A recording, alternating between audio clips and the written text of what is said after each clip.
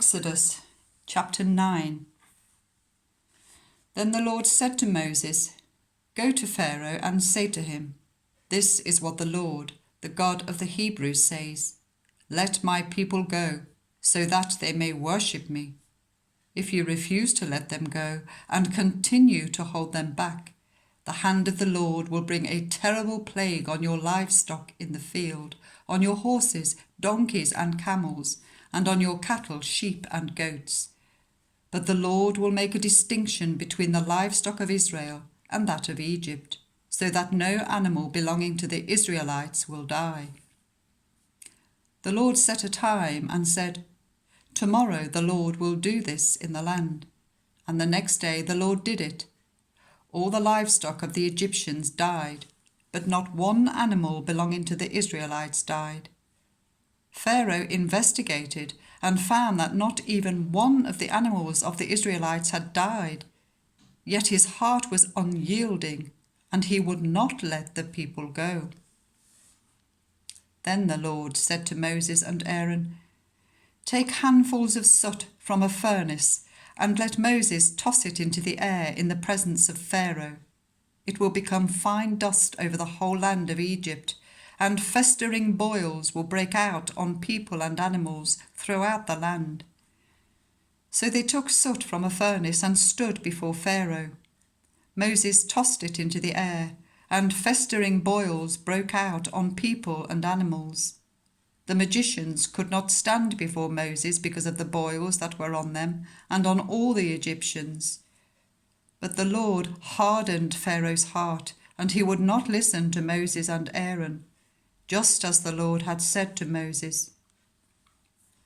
Then the Lord said to Moses, 'Get up early in the morning, confront Pharaoh and say to him, "This is what the Lord, the God of the Hebrews, says.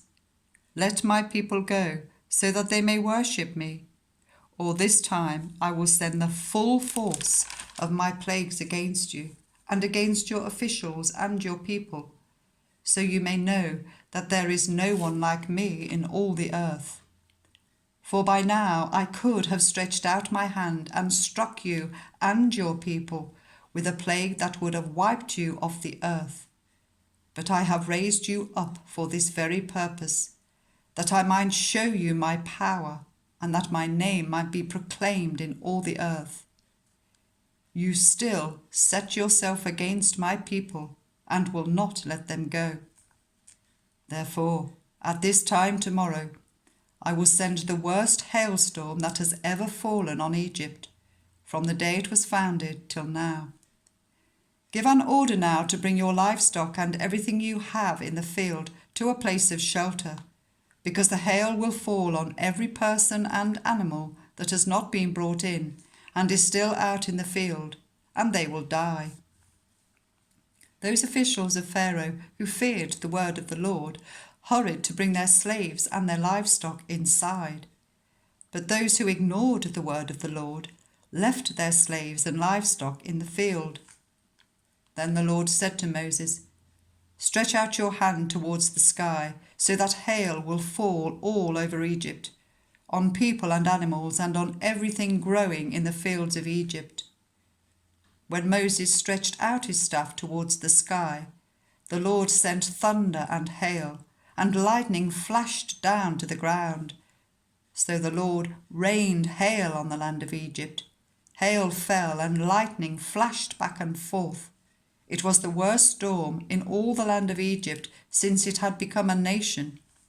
Throughout Egypt, hail struck everything in the fields, both people and animals. It beat down everything growing in the fields and stripped every tree. The only place it did not hail was the land of Goshen, where the Israelites were. Then Pharaoh summoned Moses and Aaron. 'This time I have sinned,' he said to them. 'The Lord is in the right, and I and my people are in the wrong. Pray to the Lord, for we have had enough thunder and hail. I will let you go. You don't have to stay any longer.' Moses replied, 'When I have gone out of the city, I will spread out my hands in prayer to the Lord. The thunder will stop, and there will be no more hail, so you may know that the earth is the Lord's. But I know that you and your officials still do not fear the Lord God. The flax and barley were destroyed, since the barley was in the ear and the flax was in bloom. The wheat and spelt, however, were not destroyed, because they ripen later. Then Moses left Pharaoh and went out of the city. He spread out his hands towards the Lord. The thunder and hail stopped, and the rain no longer poured down on the land. When Pharaoh saw that the rain and hail and thunder had stopped, he sinned again. He and his officials hardened their hearts. So Pharaoh's heart was hard, and he would not let the Israelites go, just as the Lord had said through Moses.